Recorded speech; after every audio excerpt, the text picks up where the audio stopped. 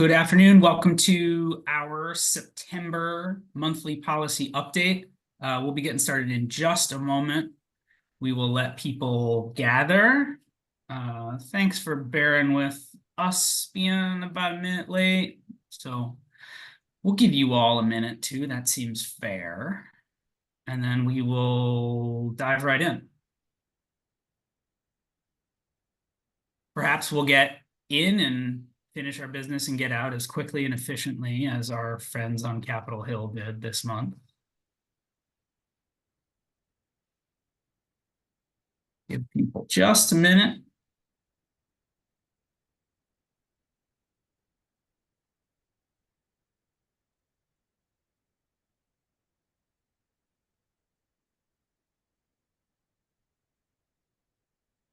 Right, your grace minute is up, our grace minute is up. Let us dive in. Again, I want to welcome you to Independent Sector's September monthly policy update.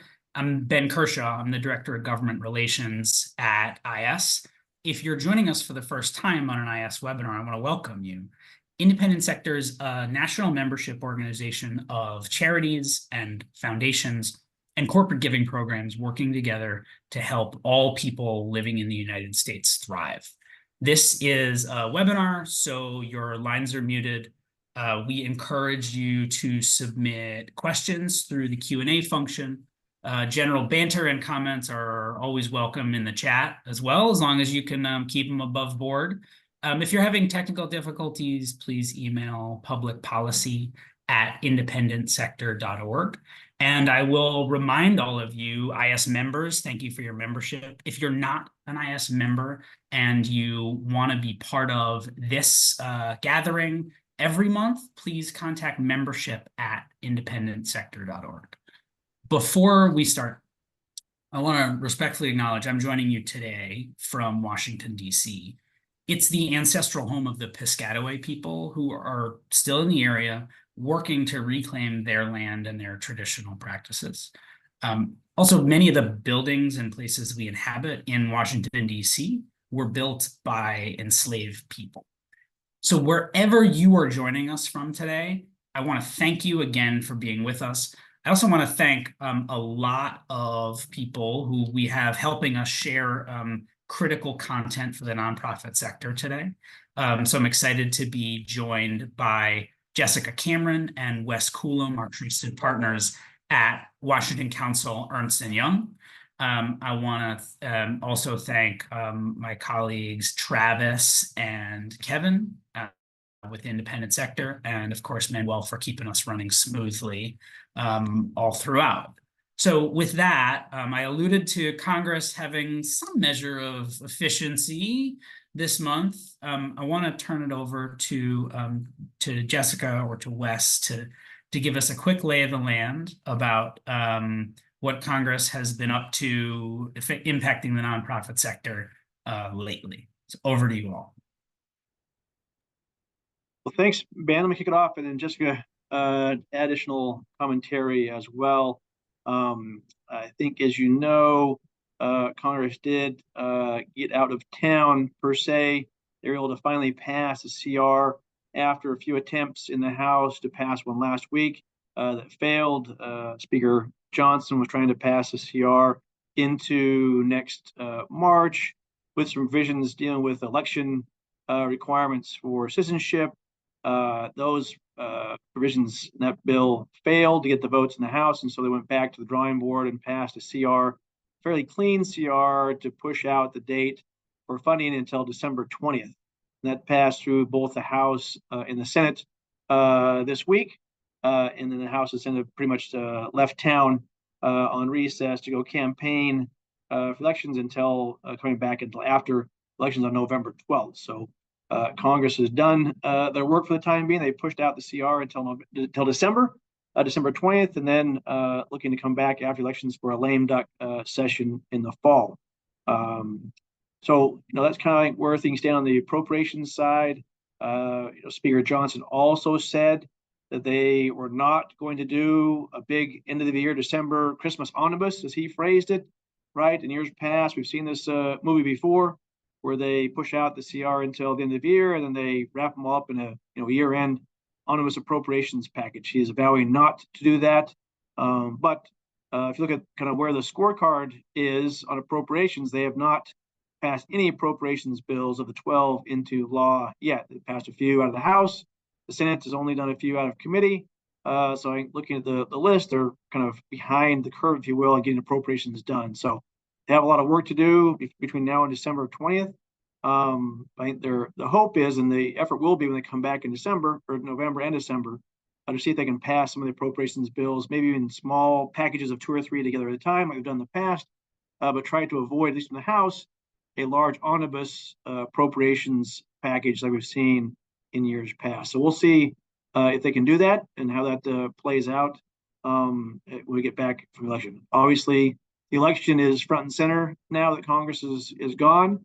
They're campaigning. I think people have been looking at the polls, and they're very tight from standpoint of where Vice President Harris and former President Trump are in the race. I think people are looking at a handful of half dozen or so states, swing states. Polling is changing on a daily, weekly basis. So I think the view is it's going to be very, very, very tight election. I think that you're looking at kind of also races in the Senate and the House. The Senate, I think, the edge goes to Republicans. They basically pick up West Virginia. They have to then pick up a couple other seats to get the majority, including Montana and Ohio, are kind of the 2 seats that Democrats are either in a toss-up or in a very tight race there. So then obviously the House boils down to, I think, a dozen or so seats that Republicans are trying to defend in seats where Biden won in 2020. And so several of those seats are in New York, some in California, and other parts of the country, blue states who are trying to, save or defend those seats. So, looking like a very tight, close election, both in the House and the Senate, and for race for the White House as well. So I think looking ahead, we're not expecting to have, big margins changes either way, but be very narrow in what happens. But obviously, a lot can happen between now and November. Be a lot of attention and focus on the elections taking place. Maybe kind of think about what's also happening in Congress this last few weeks. Looking ahead, I'll let maybe Jessica talk about the markup in Ways and Means that happened recently.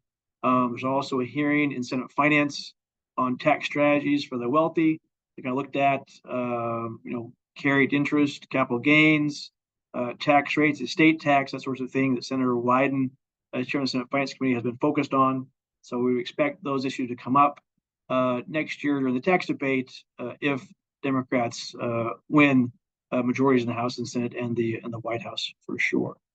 I think I'd focus on before Jessica kind of adds to my comments and talks about Ways and Means is, kind of looking at some of the things that are coming out of the House and Ways and Means Committee, in particular, lots of focus on nonprofit organizations, especially with a focus on foreign influence in election or foreign influence in lobbying, as well as foreign organizations or entities are looking at very closely by the Ways and Means Committee Republicans in the House. So I'll let Jessica kind of talk more about that, but kind of that theme is starting to permeate and get more attention in some of the activities that we've been seeing on Capitol Hill.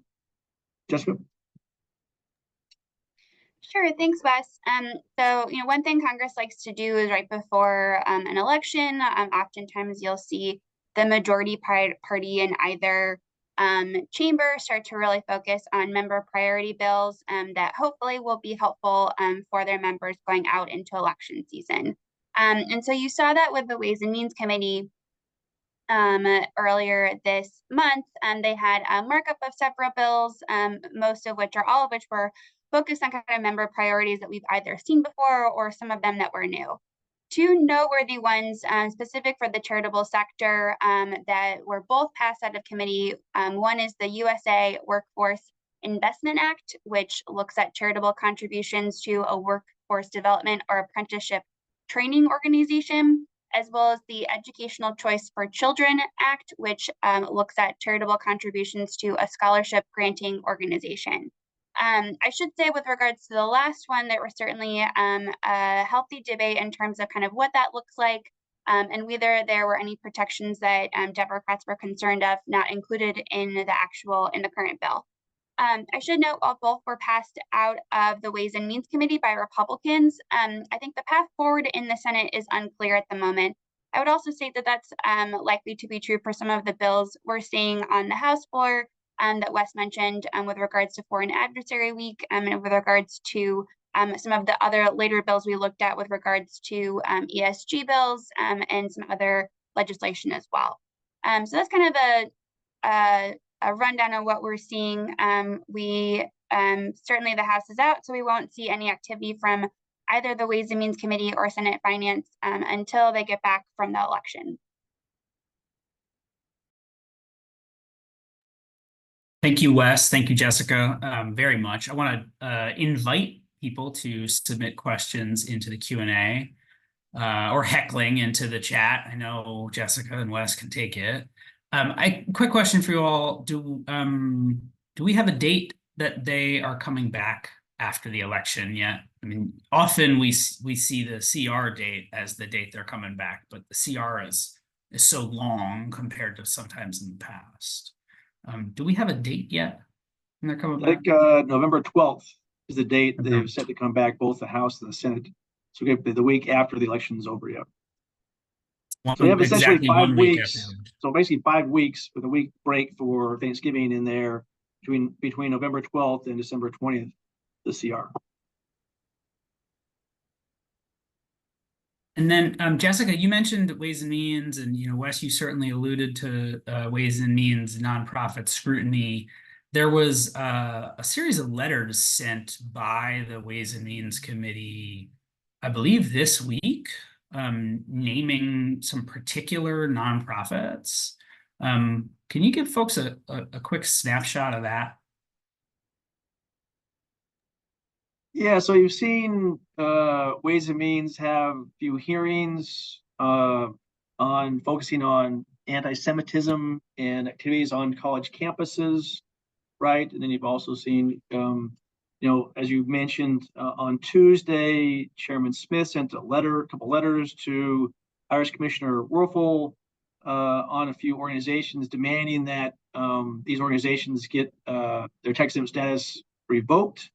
One is the Americans for Justice in Palestine Educational Foundation, and a couple other organizations that are actively involved in Palestinian or Middle East issues. So they've taken unusual requests or action of actually referring these organizations to the IRS for examination and scrutiny on their tax exempt status. So we'll see, and it's a full letter from the chairman to the IRS on a couple of these organizations, kind of background on their activities and why their activities are outside the scope of the tax exempt rules. So, more to come on that. This was sent out on Tuesday. I would imagine the IRS is not likely to respond in public fashion, but probably more of a private fashion with the Ways and Means Committee. And will take their time into responding and to that. But this kind of theme, as I mentioned, has been focus of Ways and Means. Some of the hearings they've had, some legislation they've had, and now these follow-on letters from certain organizations kind of focus on this issue of tax exempt organizations involved in anti-Semitic activities, those sorts of things. Just getting to add.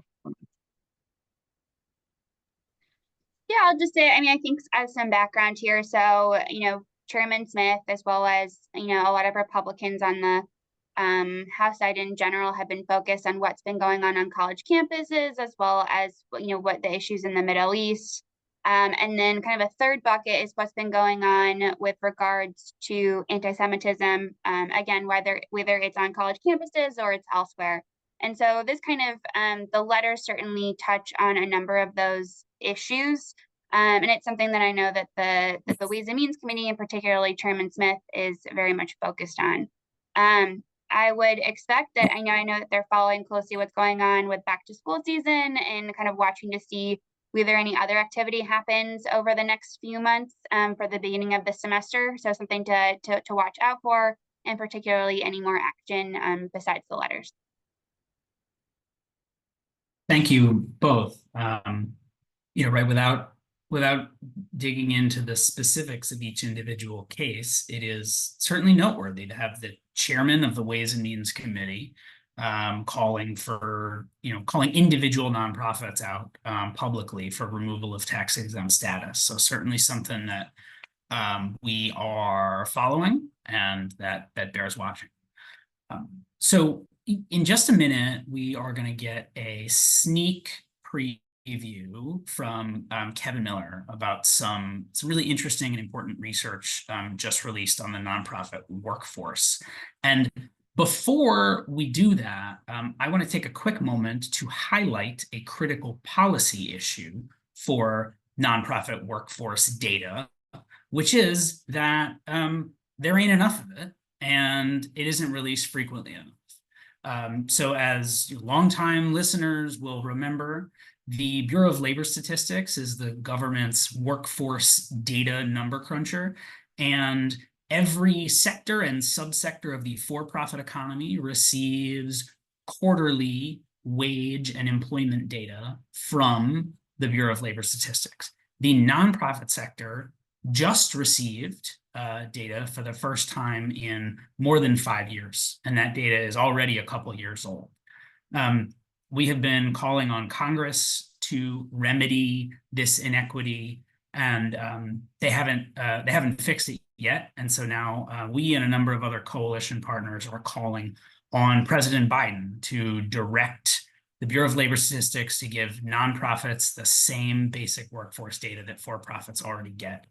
We're grateful to our partners who've been sharing that letter. If you haven't seen it yet, we encourage you to please sign it and to distribute it to your networks. The deadline for that letter is October 2nd. Please feel free to be in touch with questions. So the nonprofit workforce and data about the nonprofit workforce is really important. Again, Kevin Miller has a sneak peek of some really interesting and important data that we've released along those lines. So I'll turn it over to you, Kevin. Thanks, Ben. Yeah, so this is a sneak preview of our webinar that is happening on October 16th. It's not on our website yet because we're locking down the time. It'll be in the afternoon on the 16th. That is an active thing I am working on literally today, trying to figure out exactly what time that will be. And once we get it up on our site, you all will be able to RSVP. But at any rate, can you all see this helpful slide of who is Alice? Great. So our report is on workers in the nonprofit workforce experiencing financial hardship. So in particular, we use a threshold developed by an organization called United for Alice, with whom we're partnering. And ALICE stands for Asset Limited, Income Constrained, and Employed. So these are folks who are above the federal poverty level, but below the cost of basics in the county where they live, which United for Alice calls the household survival budget. So these people are working, often in essential jobs, but they have an income that's too low to really save or gain assets for investments or emergencies. So just as a helpful illustration of what goes into that household budget, you can see here on the left that includes housing, childcare, food, transportation, healthcare, technology, miscellaneous required costs, and paying taxes. You can also see that on the far right of this figure, the federal poverty level for someone in this family would be less than half of what we estimate they actually need to get by. So these are clearly very different standards, but the one we're interested in is again, what can people, how can people actually get by on a wage that is maybe not sufficient? Just as another example here, again, as noted before, this budget is calculated for every county in the United States. So this is a national study where we look at the cost of housing, childcare, et cetera, in every county in the United States. So in this slide, you can see, if you squint probably, that the household survival budget in El Paso, Texas is about $40,000 for one adult and one school-aged child, but it's about $71,000 in Alexandria, Virginia. So they're very different depending on where you live. So this study, we were just looking at nonprofit workers. So that's about 14 million workers out of the, I'd say that's what, 160, 180, something like that, million workers in the US. So about 9% of all workers in the US, and that includes self-employed workers in this estimate. So out of the 13.9 million, we estimate that about 5% of nonprofit workers are living under the federal poverty level, and another 17% are under the ALICE threshold. So in total, that's 22% or around 3 million nonprofit workers that are under the ALICE threshold. This is comparable to other sectors to some extent. So in total, about 27% of the for-profit sector workforce is under this ALICE threshold, and as is about 20% of the government workforce. Interestingly, if you sort of separate out the eds and meds from the rest of the charitable sector, the nonprofit number is higher and is pretty comparable to the for-profit number. It's around 27%. This varies by demographic, of course.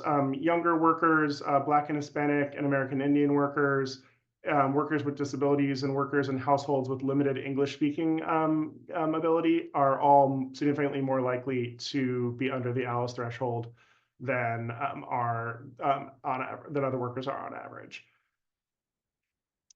Some other analysis in the report, education level, unsurprisingly, strongly correlated with likelihood of being below the ALICE threshold.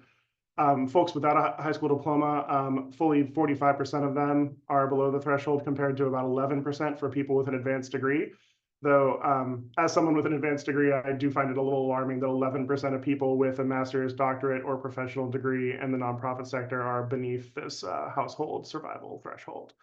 Part-time workers, unsurprisingly, more likely to struggle financially. I think it's particularly important to note that working parents are more likely to struggle, especially single parent households. So that rate is over 50% for single parents in the nonprofit sector. Over half don't have the income they need to survive as a household. One more slide I really wanted to share with you all in the sneak peek is a breakdown again by industry within the nonprofit sector. So again, healthcare and education, their rates of workers who are under the threshold are lower than the rest of the sector, which again is not too surprising given that healthcare and education are really highly educated fields with highly credentialed workforces. So in healthcare, just 16% of workers are beneath the threshold compared to almost a third of workers in the social assistance field, the arts and recreation field, 29% religious organizations. And so, one of the big take homes, I think, from this report is that, there are 3 million nonprofit workers below this threshold, but that the likelihood of being under that threshold really varies by what kind of job you have, where in the sector you work, and other characteristics that connect back to white supremacy and to sexism and other problems. And so we are planning to break all that data down even further next year with interactive data dashboards on our website.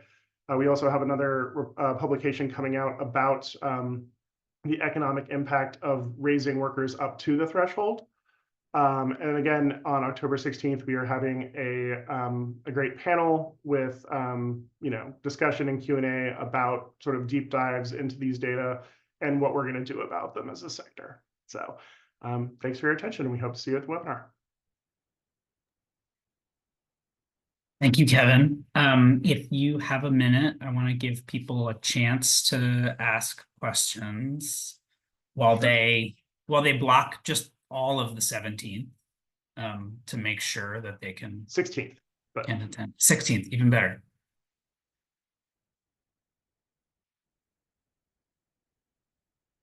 Barring further questions, we will have one, kind of more opportunity for people to ask questions about the appropriations process or recent committee action. But despite all of this powerful developments that people ought to know, there is more that's happened this month that you need to know.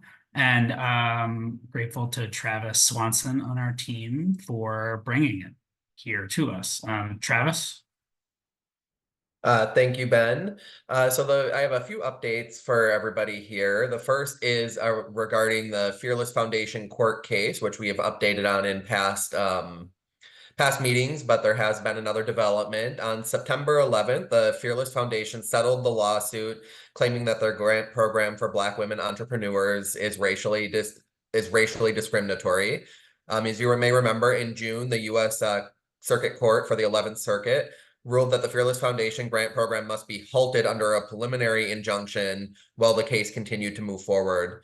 Under the agreement reached by the parties this month, the Fearless Foundation agreed to permanently close its Fearless Strivers grant contest, which awarded $20,000 grants to Black women-owned businesses. Independent sector is recommending that foundations, if you do have grants like this, that you continue to work with your legal counsel to ensure that you are in compliance, and including that or ensuring that grants are considered gifts and do not create contractual relationships with grantees. So that was really kind of the agreement that was reached and what was kind of thought to be the problem here with the way that the Fearless Foundation was putting these out.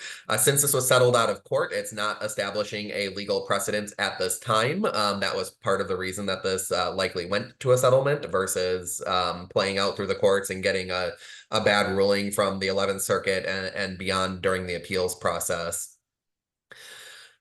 Next, just wanted to mention that last month, the IRS issued some interim guidance for the employer-sponsored retirement plans that permits employers with retirement plans such as a 401k or 403b or 457b plan, or simple IRA plans to provide matching contributions based on student loan payments rather than based solely on contributions employees make to their own retirement plans. This change, which was directed by the Secure 2.0 Act of 2022, allows employees, who are forced to choose between contributing to an employer-sponsored retirement plan or foregoing the plan in terms of or to make their student loan payments to ensure that they don't have to miss out on these matching contributions. Because their employer could base this off of their student loan payments. This is particularly going to be positively impacting younger people who are maybe at the beginning of their career making a little bit less money. Those student loans are now coming up due, so a lot of people are foregoing retirement in their early 20s and even early 30s are foregoing those retirement contributions of their own because they just simply don't have the funds to be contributing to their retirement plan and their student loans, so they're missing out on those matching funds, and this would give them a way to potentially receive those matching funds. And then lastly, another student loan update is last month, the 8th Circuit Court of Appeals issued a sweeping injunction against the Saving on a Valuable Education or SAVE Student Loan Repayment Repayment Plan. The SAVE plan was established by the Biden-Harris administration last year in last July, and it lowered undergraduate loan payments to 5% of a borrower's discretionary income and provides for a shorter repayment period and enables borrowers to reach their forgiveness earlier. Several legal challenges were filed since the plan was rolled out, one of which led to the injunction by the 8th Circuit. And the Biden-Harris administration did appeal this ruling to the Supreme Court, which just a few weeks ago on August 28th declined to lift the injunction while the appeals process is playing out. So it's important to note that the Supreme Court decision was not a ruling on the merits of the case, but just saying that this will remain halted as this process plays out. To be clear, the case that is working its way through the judicial system is not challenging the legality of the Public Service Loan Forgiveness Program, which forgives any unpaid loan balances after 120 payments are made by the borrower while the borrower is working for a qualifying employer, which there are several employers that qualify, but one of them that is key for us here is 501c3 nonprofits are an eligible employer. However, when student loan payments resumed last year coming out of the COVID pandemic, many borrowers working towards PSLF were enrolled into this SAVE program, which is now has this legal injunction against it. And as a result of this ruling, any borrower in the SAVE program has had their loans placed into a general forbearance while the case continues to play out. And time in this forbearance will not be counted towards the 120 PSLF qualifying payments. The forbearance is scheduled to remain in place until October 31st of this year, so it's about another month left on it, though it could end up extended if if a final decision hasn't been rendered before that date. And that's all the updates I have. Welcome any questions, or turn the mic back over to Ben if there's anything else. Thank you, Travis. Student loans always such an important issue for nonprofit workforce, and always such a complicated one to report on. So we appreciate that. So questions about either student loan items or the Fearless Foundation court case for Travis, or questions about the appropriations process, Ways and Means activity, financial insecurity in the nonprofit workforce. We know you all have a lot of things keeping you busy today, and we're grateful to you for spending some time getting up to speed on the latest and most important issues impacting the charitable sector from Washington, D.C. We look forward to talking to you, and keep at it. Keep up the good work. Thank you again, Wes, Jessica, Travis, Kevin, Manuel. Thank See you you. all next month. Take care.